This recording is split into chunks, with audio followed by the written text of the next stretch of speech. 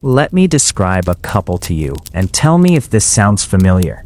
They are both working professionals. She is in marketing, making $62,000 a year. He is in IT, pulling in $71,000. Combined household income, $133,000. That puts them in the top 25% of American households. They should be crushing it. They should be building wealth, maxing out retirement accounts, taking nice vacations, and feeling financially secure. Instead, they are stressed. They are living paycheck to paycheck, or pretty close to it. They have maybe 2 months of expenses saved up, and that is being generous. When their car needed an unexpected repair last month, they had to put it on a credit card. They both work full-time, sometimes more than full-time. They are exhausted.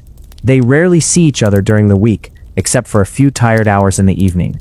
And the craziest part is they have done everything right. They got the degrees, they got the careers, they got married, they combined their finances, they bought a house in a decent school district. They did exactly what they were supposed to do. So why does it feel like they are drowning? Why does a household making over 6 figures feel so financially fragile? If you have ever looked at your combined income and thought we make too much money to feel this broke, this video is going to make a lot of things click into place.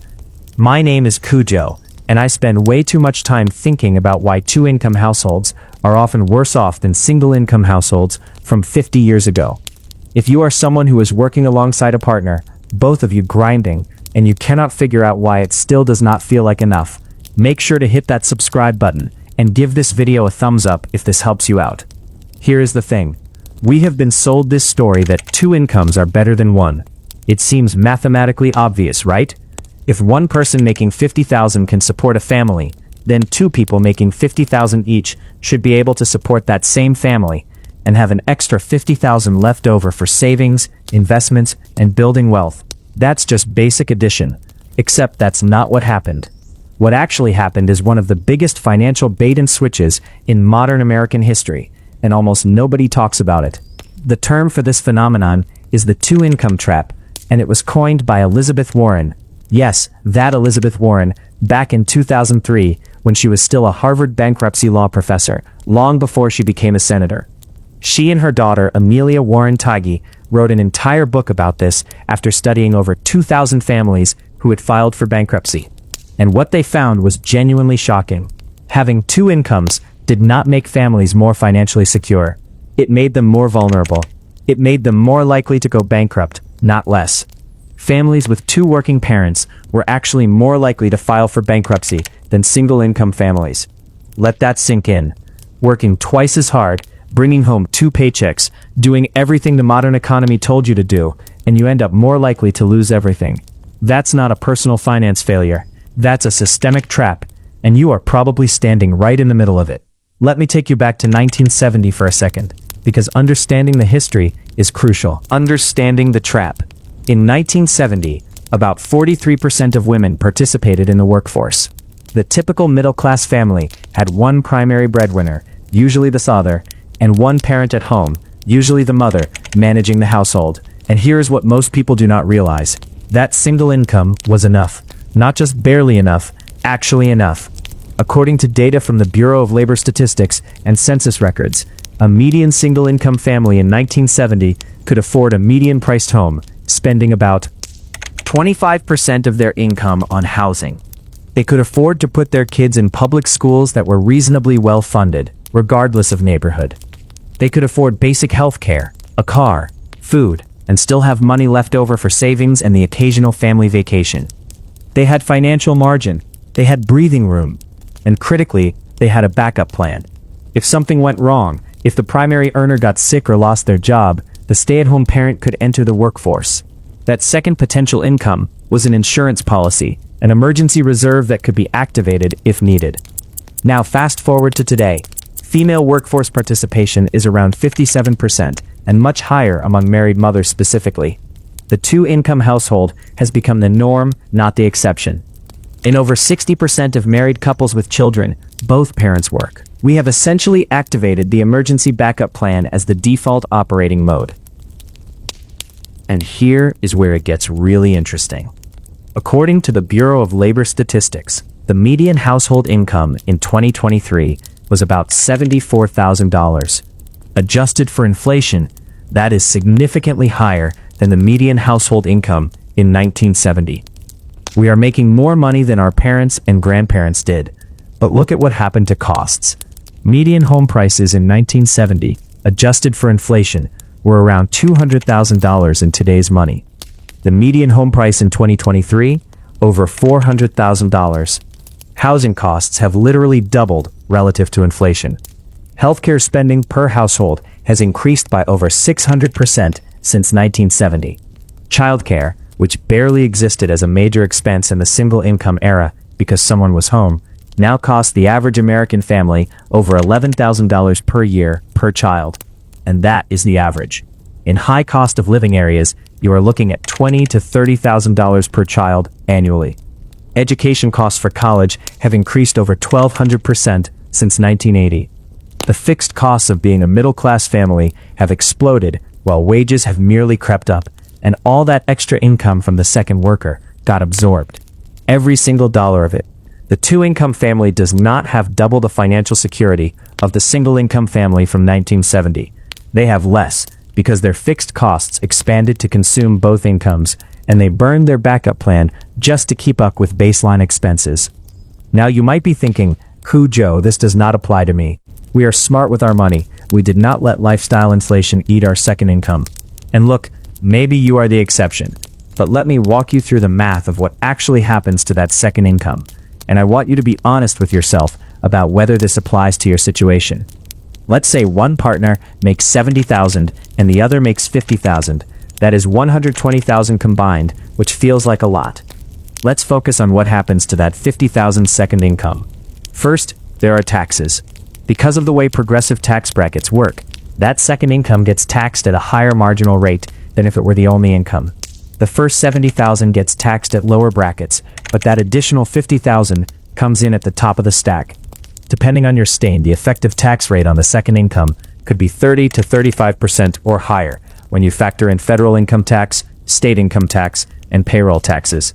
So that $50,000 immediately becomes something like $32,000 to $35,000 in actual take-home. But wait, there is more. If you have kids, you need childcare. The average cost of daycare in America is about $15,000 per year per child. Got two kids? That is $30,000. We'll have not even left the house yet, and your $50,000 income is now worth maybe $5,000. And we are not done.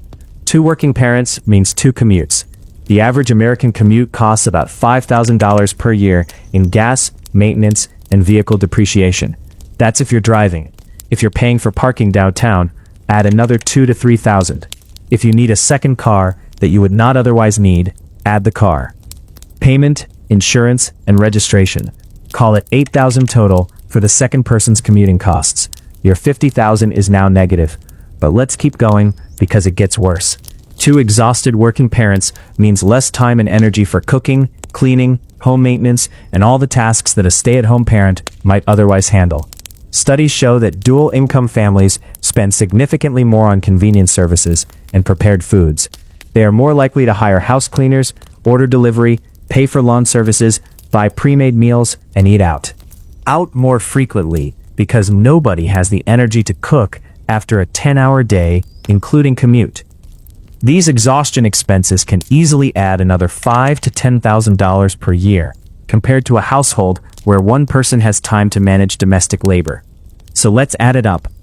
That $50,000 second income, minus $18,000 for taxes, minus $15,000 for childcare for one child, minus $8,000 for commuting costs, minus $7,000 for convenience expenses and exhaustion spending, you are at $2,000. That is not a typo. The net contribution of a $50,000 second income can realistically be as low as $2,000 per year. Maybe less, maybe negative, especially if you have multiple children or live in a high cost of living area. Someone is working full-time, being away from their kids, missing family dinners, grinding through traffic, and the household is netting $2,000 for the year. That is $8 per workday. That is $1 per hour. And here is the psychological trap. Because the gross numbers look big, because you see that $120,000 combined income on your tax return, you feel like you should be doing well. You make spending decisions based on that $120,000. You buy a house based on what two incomes can qualify for. You take on car payments that two incomes can theoretically support. The bank looks at your combined income and says, yes, you can afford this $400,000 mortgage. And technically you can, as long as both incomes keep flowing forever. As long as neither of you gets sick or laid off or burned out or needs to take care of an aging parent or has a child with special needs or hits any of the 1,000 unexpected life events that humans encounter. This is where the trap snaps shut, and it is the part that Elizabeth Warren's research really drove home. The single-income family from 1970 had something the two-income family today does not have: financial flexibility. If the breadwinner lost their job, the stay-at-home parent could find work. Not ideal, but it was a backup. It was margin. It was resilience. The two-income family has already played that card. Both incomes are already fully committed to the monthly nut. There is no backup plan. There is no reserve income to activate. If either partner loses their job, gets sick, or cannot work for any reason, the family does not just lose that income. They often cannot maintain their fixed costs, even temporarily, because those costs were sized for two incomes. This is why Warren's research found that two-income families were more likely to file bankruptcy. It is not because they were irresponsible. It is because they had no margin for error. They were operating at 100% capacity with no reserves, like a car running with no oil in the engine. Everything works fine until it does not, and then everything breaks at once. A 2019 study from the Federal Reserve found that nearly 40% of American adults could not cover a $400 emergency expense without borrowing or selling something. 40%. And many of those people are in dual-income households, making solid money on paper. They are not broke because they do not earn enough. They are broke because their expenses expanded to consume every dollar of their combined earnings, and they are one unexpected transmission repair away from financial crisis. And here's what really gets me. The expenses that consumed the second income were not luxury expenses. They were not boats and vacations and frivolous spending, at least not primarily. They were housing and childcare and healthcare and education. They were the fixed costs of participating in the middle class. Look at housing specifically, because this is where the bidding war effect becomes clear. In the single-income era, families competed for housing based on one income. When two-income families became the norm, families suddenly had twice the purchasing power for the same houses. What do you think happened to prices? They got bid up, way up. If everyone has two incomes, then two incomes become the baseline requirement, and suddenly you need two incomes just to afford what one income used to buy. It is like an arms race, where everyone escalated and nobody won. The same thing happened with education. School districts are largely funded by property taxes, which means good schools exist in expensive neighborhoods. Parents naturally want to live in areas with good schools. So families started bidding up property prices in good school districts, using their two incomes to outbid others. This created what Warren calls the bidding war for educational opportunity. The price of admission to good public schools became a $400,000 mortgage instead of a $200,000 mortgage. You are not paying tuition, but you are paying the tuition equivalent in your housing costs. And once you are locked into that mortgage, you are locked into needing both incomes forever. You cannot go down. You cannot go back to one income. The trap has closed. Now you might be thinking, okay, Cujo, but what am I supposed to do? I cannot just have my partner quit their job. We need both incomes to survive. And I hear you. That is exactly the trap. You need both incomes to survive the lifestyle you have built around both incomes. But here is the mindset shift that changes everything. You need to start treating the second income like it is temporary, even if it is not. Here's what I mean. Most families do the opposite. They treat both incomes as permanent and guaranteed, and they build their fixed costs accordingly. They buy the house that two incomes can afford. They lease the cars that two incomes can support. They enroll the kids in activities and schools that two incomes can pay for, and then they are stuck. They have built a life that requires two incomes to function, which means neither partner can ever stop working, even if they want to, even if life circumstances make it necessary. The alternative approach is what I call the one-income foundation. You structure your fixed costs, your non-negotiable monthly expenses, so they can be covered by one income alone. The second income then becomes entirely discretionary. Savings, investments, debt payoff, or yes, some lifestyle enhancement. But the critical difference is that you could survive without it. You would have to cut back, sure. Life would not be as comfortable, but you would not lose the house. You would not go bankrupt. You would have the margin that modern dual-income families have lost. Let me make this concrete. Say your household makes $130,000 combined, $75,000 and $55,000. Instead of taking on a mortgage that requires $100,000 or more in annual income to service, you take on a mortgage that can be comfortably covered by $60,000. Instead of having 2 car payments, you have 1 or none. You live in a neighborhood that is maybe slightly less prestigious, with schools that are good but not elite. You buy the house that one income can afford, and you bank the difference. That second income, or at least the majority of it, goes straight into building wealth. Emergency fund first, then retirement accounts, then taxable investments. Every dollar you invest is buying back optionality. It is buying the flexibility to have one partner step back if needed, to take a career risk, to handle a health crisis, to be present for aging parents, to actually have a choice. This requires sacrifice in the short term. It means driving past the nice houses you could technically qualify for.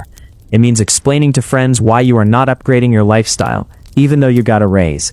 It means resisting the social pressure to spend like a dual-income family because you are building like a single-income family. But here's the payoff. Within 5 to 10 years of this approach, something magical happens. The investments you made with that second income start generating their own income. Compounding takes over. And suddenly you actually have what you thought dual incomes would give you in the first place: genuine financial security. You are no longer 2 job losses away from crisis. You are building wealth instead of treading water. You can make decisions based on what is best for your family rather than what is necessary to make the mortgage payment. I want to leave you with one final thought because I think it reframes this whole conversation. The 2-income trap is not really about income. It is about flexibility. It is about margin. It is about having options. Our grandparents, with 1 income, had something that we have traded away: the ability to absorb a shock, to change direction, to have one partner focus on raising kids or caring for family without the whole financial structure collapsing.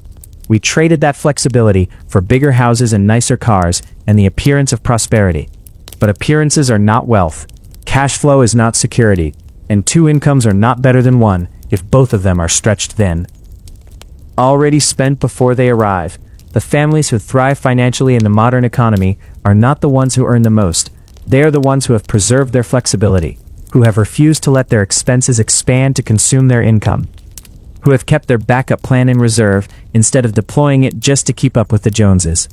You can earn your way out of a lot of problems, but you cannot earn your way out of a trap you do not even know you are in. Now you know. The question is what you are going to do about it. If this video helped you see your finances differently, make sure to smash that like button and subscribe for more content that challenges how you think about money.